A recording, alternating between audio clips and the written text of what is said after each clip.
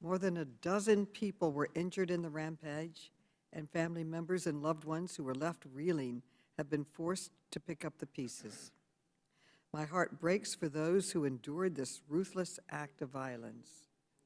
The Club Q shooting represents an attack on all sacred places for LGBTQI plus people across the country that offer the promise of community and refuge from rampant bigotry. In attacking Club Q, the shooter targeted the sense of safety among the LGBTQI plus people across the country, a feeling of security to which they are entitled. The attack on Club Q and the LGBTQI community is not an isolated incident, but part of a broader trend of violence and intimidation across our country. Earlier this month, a group of extremists appeared at a Lakeland, Florida arts festival featuring drag performances to harass and intimidate performers and attendees. The extremist group, whose faces were concealed by masks, carried a banner with anti-LGBTQI plus slurs and raised their arms in Nazi salutes. And in my own community in New York City, home of Stonewall and the international capital of the LGBTQI plus rights movement, a man was arrested for throwing bricks at the windows of a gay bar on 4 different occasions. These actions are the culmination of years of anti-LGBTQI extremism that began in state houses across the country and spread to social media platforms before boiling over into the communities where we reside.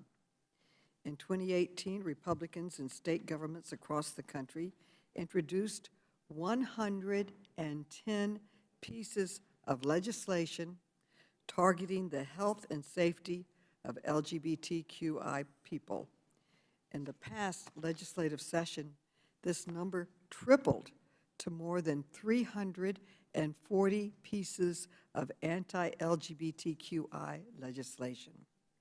These bills, which villainize LGBTQI plus people in classroom settings and target health care for LGBTQI people, and more directly threaten the freedom of LGBTQI people to live authentically and safely. For example, one piece of legislation signed into law by Florida Governor Ron DeSantis prohibits teachers from even mentioning LGBTQI plus people in classrooms. This, quote, "don't say gay or trans," end quote, law erases the existence of LGBTQI people and families and muzzles our nation's brightest educators. Within a month of Florida passing this legislation, 2 additional states passed similar bills. In total, 48 bills in more than 20 states have considered eliminating or suppressing LGBTQI people and history in the school curriculum. Here in Congress, dozens of House Republicans have co-sponsored federal legislation to prohibit federal funding for schools with curricula that affirms LGBTQI people. And Republicans at every level of government have gone even further to villainize transgender people, targeting their ability to access necessary health care and restricting their freedom to participate as full members of our society. These hateful pieces of legislation have fueled dangerous rise in extreme anti-LGBTQI rhetoric following the passage of Florida's Don't Say Gay or Trans law. Vitriolic social media content accusing members of the LGBTQI community of being groomers skyrocketed by more than 400%.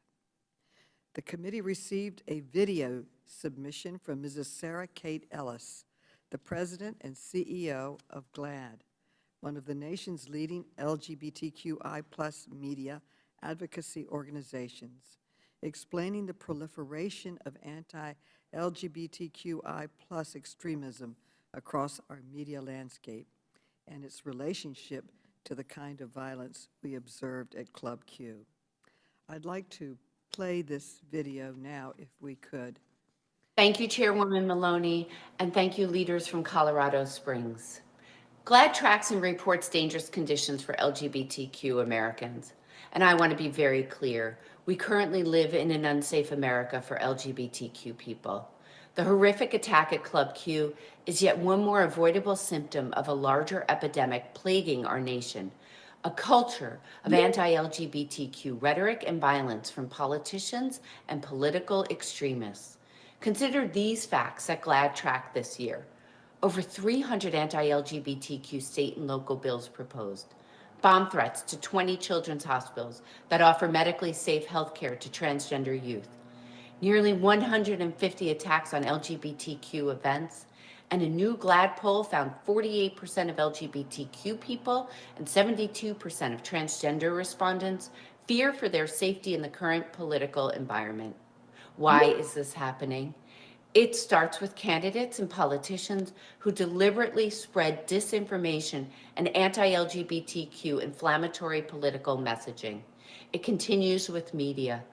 Fox News aired 170 anti-transgender segments in a 3-week span.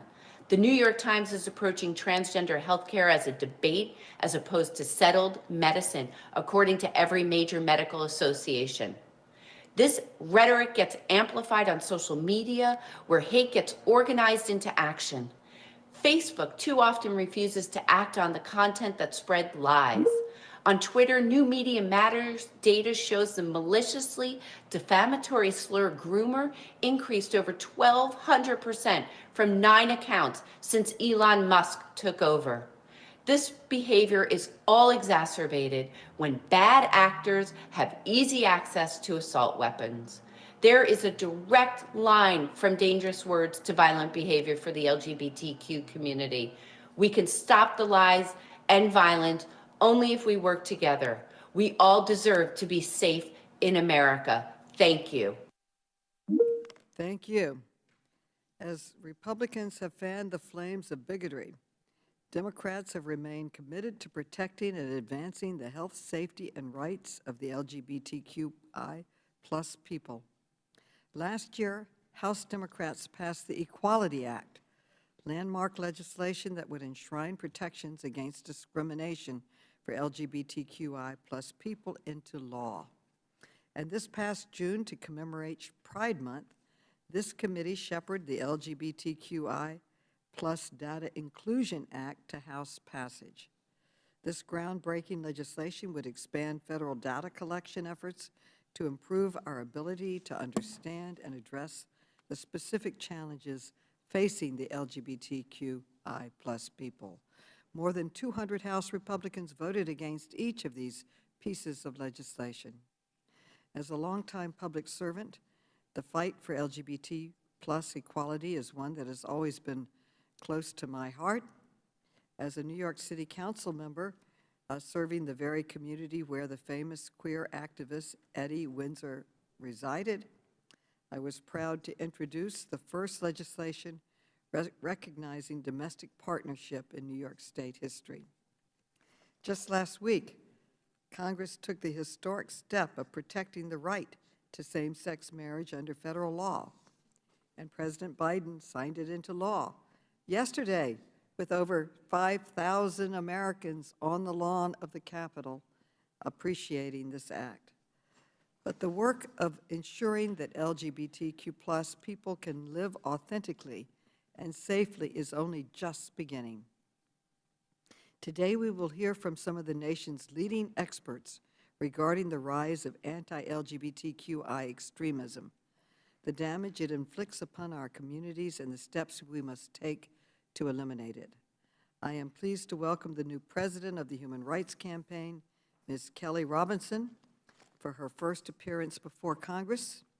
We will also hear directly from survivors of the violent Club Q attack, and I am deeply grateful for the bravery of these individuals in recounting their horrific experiences.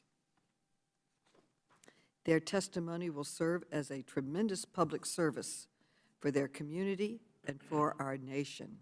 Thank you. Let us honor them by recommitting to the bold action necessary to ensure that every person in the United States can experience the freedom to live authentically and safely, regardless of who they love or how they identify.